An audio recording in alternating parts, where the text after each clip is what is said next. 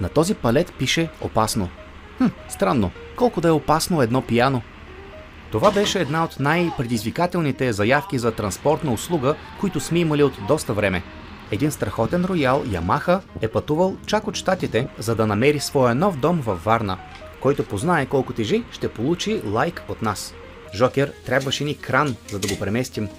Първо го съхранявахме насигурно в нашия склад. След това пренесохме палета и за да ни е още по-интересно, трябваше да го свалим един етаж надолу по стълби. Тук кранът отново ни беше безценно полезен.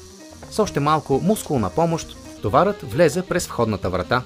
Останалото беше лесно, сравнително. Разглобихме палета, който си беше свършил работата чудесно по време на транспорта. След това сглобихме, изправихме и поставихме пияното на новото му място. Сега отиваме да си отдъхнем.